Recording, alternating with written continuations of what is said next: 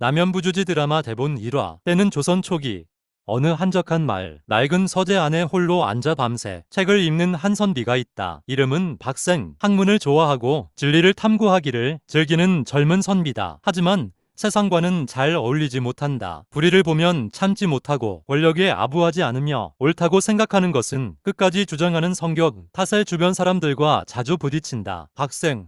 책을 덮으며 혼잣말로 불교에서는 윤회를 말하고 유교에서는 도를 말하고 도교에서는 자연을 말한다. 그런데 죽음 이후에는 과연 무엇이 있단 말인가? 극락인가? 저승인가? 아니면 아무것도 없는 것인가? 학생은 촛불을 바라보며 깊은 생각에 빠진다. 이런 밤이면 늘 같은 질문이 머릿속을 맴돈다. 삶이란 무엇인가? 죽음이란 무엇인가? 옳다는 것은 무엇인가? 학생. 피곤한 눈을 비비며 오늘도 답을 찾지 못하는구나. 학생은 책상에 엎드려 잠이 든다. 촛불이 가물가물 꺼져간다. 그때부터 꿈이 시작된다. 학생은 어느새 낯선 곳에 서 있다. 주위는 온통 붉은 빛으로 물들어 있고 멀리서 북소리 같은 웅장한 소리가 들려온다. 땅은 뜨겁고 하늘은 낮게 내려앉아 있다. 학생. 주위를 둘러보며 이곳은 어디지? 꿈인가? 그때 저 멀리서 검은 옷을 입은 사자 두 명이 나타난다. 그들은 박생 앞에 멈추더니 공손히 고개를 숙인다. 저승사자일. 박생 선비를 모시러 왔습니다. 학생. 놀라면 아르려? 누가 보냈소? 저승사자일.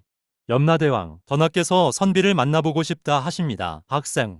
염라대왕이? 나는 아직 죽지 않았소. 저승사자일. 침착하게 알고 있습니다. 하지만 전하께서 특별히 선비를 초청하셨습니다. 학문이 깊고 진리를 탐구하는 선비와 이야기를 나누고 싶다 하셨습니다. 학생은 어이가 없다. 하지만 이상하게도 두렵지 않다. 오히려 호기심이 생긴다. 학생. 팔짱을 끼며 줬소. 한번 가보겠소. 나도 물어보고 싶은 것이 많았으니. 저승사자들이 서로 눈빛을 교환한다. 이런 반응은 처음인 듯하다. 사자들의 안내를 받아 학생은 남연부주로 들어간다. 거대한 성문이 열리며 웅장한 궁궐이 모습을 드러낸다. 붉은 기둥, 검은 지붕, 그리고 수많은 신하들이 늘어서 있다. 학생은 압도당하면서도 기죽지 않고 당당하게 걸어 들어간다. 신하일. 수군거리며 저 사람이 그 선비요? 그 배짱이 있어 보이는데. 신하이 고개를 끄덕이며 대왕께서 왜 저 사람을 부르셨는지 알겠군. 학생은 드디어 염라대왕 앞에 선다. 거대한 옥저 위에 앉은 후에 염라대왕은 생각보다 훨씬 위험 있고 근엄한 모습이다. 하지만 눈빛은 날카롭기보다는 깊고 사려 깊어 보인다. 염라대왕. 낮고 웅장한 목소리로 박생. 먼 길을 왔다. 박생. 당당하게 고개를 들며 초청을 받았으니 왔습니다. 그런데 염라대왕께서는 어찌 같은 사람을 부르셨습니까? 염라대왕. 입꼬리를 올리며 배짱이 있구나. 이곳에 와서도 기죽지 않는 사람은 네가 처음이다. 학생. 제가 잘못한 것이 없는데 기죽을 이유가 없습니다. 염라대왕. 흥미롭다는 듯 그래. 나는 네가 평생 탐구해온 질문들을 직접 들어보고 싶었다. 삶과 죽음, 옳고 그름, 진리에 대한 내 생각을 듣고 싶다. 학생. 눈을 빛내며 저도 대왕께 묻고 싶은 것이 많습니다. 염라대왕. 웃으며 좋다. 오늘은 내가 묻고 네가 답하고 네가 묻고 내가 답하는 시간을 가져보자. 신하들이 웅성거린다. 염라대왕이 인간과 대화를 나누겠다니 전례 없는 일이었다. 자리가 마련된다. 염라대왕과 박생이 마주 앉는다. 신하들은 숨을 죽이고 지켜본다. 염라대왕. 먼저 묻겠다. 박생. 너는 살면서 가장 중요한 것이 무엇이라 생각하느냐? 박생. 잠시 생각하다가 옳음이라 생각합니다. 염라대왕. 옳음이라. 그 옳음은 누가 정하는 것이냐? 학생. 하늘이 정한다고 생각합니다. 사람의 마음속에 하늘이 심어놓은 도리가 있고 그것을 따르는 것이 옳음이라 생각합니다. 염라대왕. 눈빛을 빛내며 그렇다면 하늘의 도리를 따랐음에도 불행해지는 사람은 어찌 설명하겠느냐? 학생. 잠시 멈추었다가 그것이 제가 평생 풀지 못한 의문이기도 합니다. 착하게 살아도 고통받고 악하게 살아도 잘 되는 것처럼 보이는 세상. 대왕께서는 그것을 어찌 설명하시겠습니까? 염라대왕. 흥미롭다는 듯 앞으로 몸을 기울이며 네가 나에게 되묻는구나. 좋다.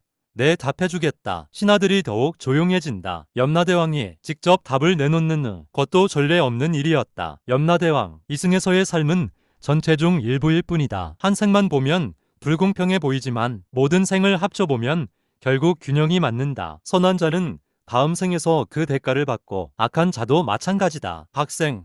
고개를 끄덕이며 윤회를 말씀하시는 것입니까? 염라대왕, 꼭 그 말이 아니더라도 세상은 결국 균형을 찾아간다는 말이다. 다만 그 균형이 맞춰지는 시간이 한 사람의 일생보다 길 뿐이다. 학생, 생각에 잠기며 그렇다면 지금 이 순간 고통받는 사람에게는 어떤 위안을 줄 수 있습니까? 먼 미래의 균형이 지금 당장의 고통을 덜어주지는 않잖습니까? 염라대왕, 잠시 침묵하다가 그것이 바로 내가 너에게 묻고 싶은 것이다. 너는 어떻게 생각하느냐? 한화 끝. 다음 화에서는 박생과 염라대왕이 토론이 더욱 깊어지고 박생이 이승으로 돌아오며 때닿는 진리가 펼쳐집니다. 이 화 때는 남연부주. 염라대왕의 궁궐. 박생은 잠시 생각에 잠긴다. 염라대왕의 질문이 예사롭지 않다. 지금 당장의 고통을 어떻게 위로할 것인가? 박생은 평생 책 속에서 답을 찾으려 했지만 막상 이 질문 앞에서는 말문이 막힌다. 박생, 천천히 입을 열며 대왕, 솔직히 말씀드리겠습니다. 저도 완전한 답을 갖고 있지 않습니다. 하지만 제 생각을 말씀드리자면 고통받는 사람에게 필요한 것은 먼 미래의 약속이 아니라 지금 이 순간 함께하는 사람이 아닐까 합니다. 염라대왕, 눈빛을 빛내며 계속하거라. 박생, 아무리 훌륭한 진리도 홀로 고통받는 사람 곁에 아무도 없다면 공허할 뿐입니다. 결국 사람을 살게 하는 것은 거창한 진리가 아니라 옆에서 손을 잡아주는 사람 하나가 아닐까 생각합니다. 염라대왕, 긴 침묵 후 학문을 쌓은 선비답지 않은 답이로구나. 학생, 당당하게 학문은 결국 사람을 위한 것이어야 한다고 생각합니다. 사람을 떠난 학문은 공중에 떠 있는 구름과 같습니다. 염라대왕, 천천히 고개를 끄덕이면 말이 틀리지 않다. 나도 오랜 세월 이곳에서 수많은 사람들을 보아왔다. 죽는 순간 가장 많이 후회하는 것이 무엇인지 아느냐? 학생, 무엇입니까? 염라대왕, 더 많이 사랑하지 못한 것이다. 더 많이 용서하지 못한 것, 더 많이 함께하지 못한 것. 권력도 재물도 학문도 아니었다. 학생, 가슴이 울리며 그것은 저도 미처 생각하지 못했습니다. 잠시 쉬는 시간이 주어진다. 신하 하나가 박생에게 차를 가져온다. 박생은 차를 받아들고 주위를 둘러본다. 저승의 궁궐은 위압적이지만 어딘가 쓸쓸한 느낌도 든다. 학생, 신하에게 이곳에는 언제나 이렇게 많은 사람들이 있어? 신하, 네, 매일 수많은 사람들이 이곳을 거쳐갑니다. 학생, 그들은 모두 어디로 가오? 신하, 각자 살아온 대로 갑니다. 선하게 산 사람은 좋은 곳으로, 그렇지 않은 사람은 다시 배워야 할 곳으로. 학생, 생각에 잠기며 그렇다면 이곳은 끝이 아니라 새로운 시작이겠군요. 신하,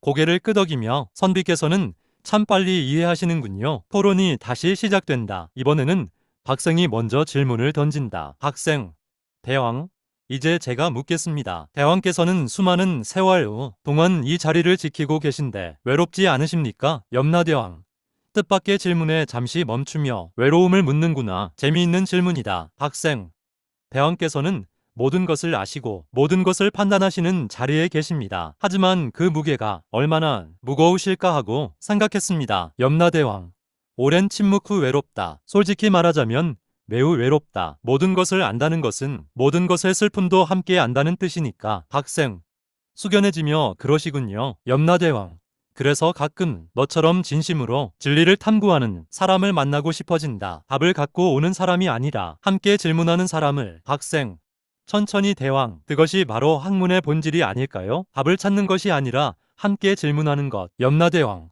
환하게 웃으며 오늘 내게서 많은 것을 배웠다. 박생, 저도 마찬가지입니다. 대왕, 두 사람은 마주보며 웃는다. 저승의 궁궐 안에 따뜻한 기운이 흐른다. 신하들은 이 광경을 보며 눈이 휘둥그레진다. 염라대왕이 이렇게 편하게 웃는 모습은 처음 본다. 토론이 끝날 무렵 염라대왕, 박생, 마지막으로 한 가지만 더 묻겠다. 너는 이승으로 돌아가면 무엇을 할 것이냐? 박생, 잠시 생각하다가 지금까지는 진리를 책 속에서만 찾으려 했습니다. 하지만 오늘 대왕을 만나고 나니 진리는 사람 속에 있다는 것을 깨달았습니다. 이승으로 돌아가면 더 많이 사람들과 어울리고 더 많이 귀를 기울이며 살겠습니다. 염라대왕, 흡족한 표정으로 좋은 답이다. 그리고 박생, 한 가지 당부하겠다. 박생, 말씀하십시오. 염라대왕, 오늘 이곳에서 보고 들은 것을 세상에 전하거라. 사람들이 죽음을 두려워하지 않고 살아있는 동안 더 잘 살 수 있도록. 박생, 고개를 깊이 숙이며 반드시 그리하겠습니다. 염라대왕, 손을 들며 이제 돌아가거라. 아직 네가 이승에서